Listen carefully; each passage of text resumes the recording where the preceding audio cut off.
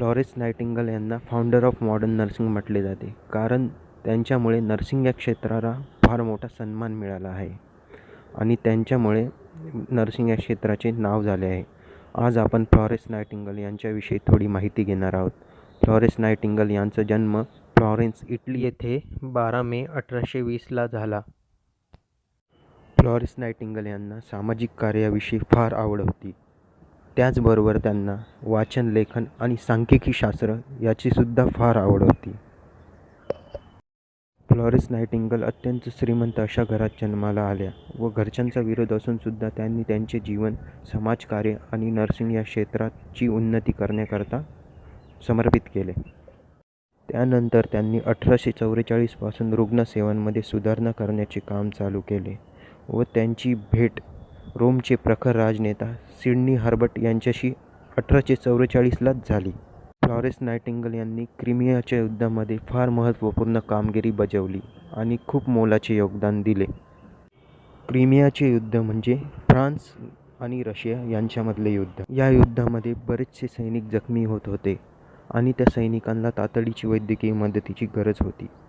पण त्या सैनिकांकडे लक्ष द्यायला त्यांच्या अधिकाऱ्यांना थोडा पण वेळ नव्हता. अशा या परिस्थितीमुळे सैनिकांचे मनोबल खचले जाऊ लागले. हे सगळे लक्षात आल्यावर सिडनी हर्बर्ट यांनी फ्लॉरेन्स नायटिंगल यांना पत्र लिहिले व सैनिकांना मदत करण्यासाठी विचारले.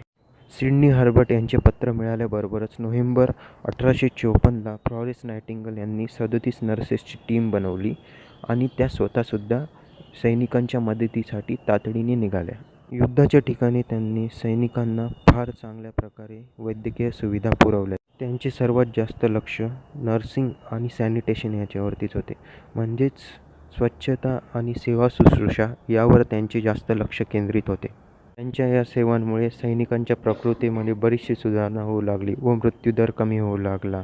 याचमुळे सैनिकांचे मनोबल प्रबळ होऊ लागले. फ्लॉरेन्स नायटिंगल रात्रीच्या वेळी आपल्या हातात दिवा घेऊन सैनिकांची सेवा शुश्रूषा करत असत. त्यामुळे त्यांना लेडी विथ द लॅम्प हा किताब मिळाला. त्यांच्या या मोलाच्या योगदानामुळे त्यांना व नर्सिंगला फार सन्मानाची जागा मिळाली. त्यांच्या कामगिरीवर खुश होऊन राणी व्हिक्टोरिया यांनी त्यांना $2.5 लाख बक्षीस म्हणून दिले. युद्ध संपल्यानंतर सुद्धाही त्यांनी त्यांचे जीवन नर्सिंग या क्षेत्राच्या उन्नतीकरता समर्पित केले. नंतर त्यांनी 1860ला सेंट थॉमस हॉस्पिटल याची स्थापना केली व त्यामध्येच त्यांनी नायटिंगल ट्रेनिंग स्कूल फॉर नर्सेसची सुद्धा स्थापना केली. ब्रिटिश सरकारने त्यांना रॉयल रेड क्रॉस आणि लेडी विथ ग्रेस हे 2 किताब दिले. नंतरसुद्धा त्यांनी आपले समाजकार्य चालू ठेवले. 1910ला त्यांची प्रकृती खालावली आणि 13 ऑगस्ट 1910ला त्यांचा मृत्यू झाला.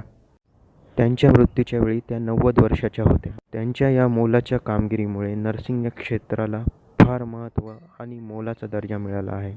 अशा या उच्चतम व्यक्तिमत्वाला आपल्या सर्वांचा सलाम.